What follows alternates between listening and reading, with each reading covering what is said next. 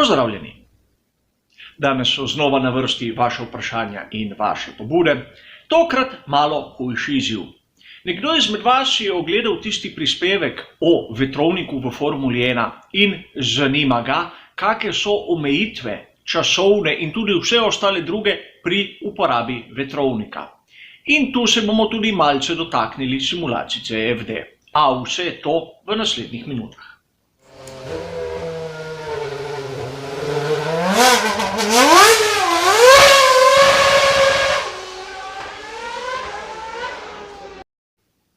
O omejitvah uporabe vetrovnika govori 8. dodatek pri športnem pravilniku Formule 1 FIA. Vzel sem seveda tisto zadnjo izpeljanko in pogledal malce, katere so te omejitve. Namreč vemo, model mora biti v merilu 60% tistega pravega, o tem smo že govorili, a bistvene so ure, koliko časa lahko porabijo razne ekipe v vetrovniku, koliko poizkusov imajo in še kaj drugega. Tu so opisane tudi omejitve pri uporabi simulacij CFD in korelacija med vetrovnikom in simulacijami CFD, a do tega bomo prišli. Najprej moramo razumeti, da kompleten aerodinamičen razvoj bolida se loči na določene periode. Te so v pravilniku imenovane ATP. A brez skrbi ne govorimo o tenisu. ATP pomeni Aerodynamic Testing Period. Traja 8 tednov in ko se eno konča, se začne drugo. Tako da aerodinamični razvoj bolida je konstanten čez celih 12 mesecev. Razen v primeru, ko je zaukazana zaustavitev tovarne, takrat se tudi ta rok ustrezno podaljša. In mislim, da je tu vse jasno. Povprečno na teden lahko ekipa preždi v vetrovniku 60 ur, ima 65 poizkusov, od tega efektivne uporabe vetrovnika 25 ur. Generalne številke, katerimi se bomo vrnili malce kasneje. In seveda, tisto, katero prej dosežejo, tista velja za končno številko. Seveda, povprečno na teden v periodi, to pomeni, da en teden lahko porabijo malce več, drugi teden malce manj. In tistih 25 ur efektivne uporabe vetrovnika je vezana tudi na simulacije CFD. A pejmo lepo po vrsti 60 ur. To je tisti čas, ki ga ekipa realno preždi v vetrovniku. Od trenutka, ko zrak preseže hitrost 5 metrov na sekundo v prvem poizkusu, do konca tistega zadnjega poizkusa, ko hitrost zraka pade pod 5 metrov na sekundo. In seveda, če pride polnoč prej, se nadaljuje v naslednji dan. Za tisti dan se štetje prekine in nadaljuje v naslednjega. In mislim tu, da ni velikih vprašanj, ni velikih težav razumeti. Število poizkusov je pa tisto vmes. To se pravi, poizkus traja od trenutka, ko hitrost zraka gre čez 5 metrov na sekundo in do trenutka, ko pade pod 5 metrov na sekundo. Seveda, v enem dnevu jih imajo lahko več. A tisti vmesni čas, ko ta poizkus ne traja, tistih 60 ur na teden še zmerom teče. In seveda sedaj pridemo na tistih 25 ur. Kaj je pa to za ena številka, kako se te meri? Ti so efektivni čas poizkusa. To se pravi, to je tisti čas, ko je hitrost zraka nad 15 metrov na sekundo in gre do tiste maksimalne 50 metrov na sekundo. To se pravi, takrat, ko v resnici gledajo rezultate.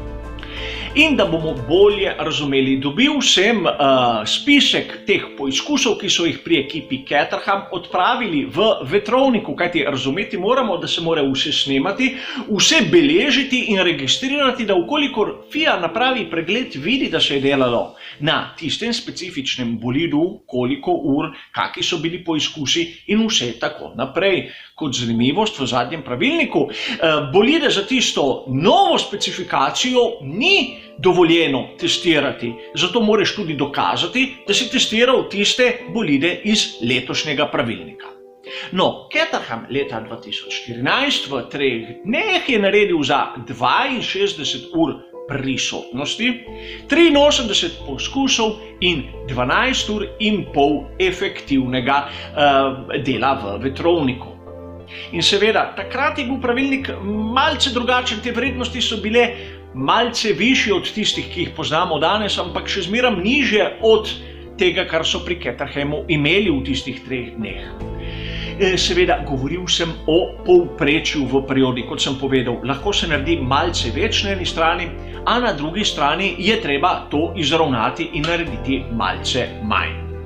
Kar je zanimivo, je pogledati zadnji dan, ko so testirali. Testirali so od 16. do 18. septembra 2014, no v 18. septembra so praktično delali od polnoči do polnoči in efektivni preizkus je trajal tam 9 in 10 minut, tam nekje vmes, in vidimo, koliko dela je potrebno, da se zberejo tisti podatki v sorazmerno kratkem času. In razumeti tudi moramo nekaj. Ne dela se na primer 7 dni na teden, ampak vse je zgoščeno v na primer 3 dni. In videli smo, da ogromno ur, ogromno poizkusov, število tistih efektivnih ur sorazmeroma nizko. Ker število teh efektivnih ur je omejeno s številom simulacij CFD. Te so podobne delu v vetrovniku, a gre za vse dogajanje v virtualnem svetu. To se pravi, ekipa, ki bi ogromno vložila v te simulacije, po svoje lahko sploh ni bi rabila vetrovnika, kolikor bi vse delovalo tako, kot je treba. Zato so tudi to omejili. FIA je dala 2 metodologiji, kateri se ekipa vsaka izbere, kakšna jim je bolj po godu, in omejila to število kapacitet CFD simulacij z efektivnimi urami v vetrovniku. Kaj to pomeni? Ukolikor vzamemo tisto drugo metodo in uporabimo enoto tetraflopse, to se pravi flope na sekundo tetra 10×12, če se ne motim, popravite me, so nekako enačene z 1 uro efektivnega dela v vetrovniku. Seveda vidimo formulo, kako se to zračuna, sam sem poizkusil, drži. In nekako nam pove, da ukolikor želi ekipa delati samo na CFD simulacijah, lahko opravi vse samo v tistem, porabi 25 tetraflopsov in seveda napravi svoj bolid. Po drugi strani, če hoče v tistem tednu opraviti 25 ur efektivnega dela v vetrovniku, lahko, a ne sme, rabiti računalniških simulacij. Lahko naredi 10, 15, 15, 10, 12 in pol, 12 in pol, kakorkoli želijo. A skupnega števila 25 ne smejo preseči. Seveda tu je tudi druga metodologija računanja kapacitete predelave podatkov, a ni tako nazorna, merske enote so malo drugačne, zato sem se temu izognil. A v pravilniku, kolikor koga zanima, ima vse razloženo. Vidimo torej, da tako ure v vetrovniku kot uporabe CFD simulacij so povezane, so omejene in imajo točno določena pravila, katera na prvi pogled izgledajo bolj enostavna, kot so v resnici, a mislim, da sem dokaj nazorno razložil. Hvala za vašo pozornost in nasvidenje.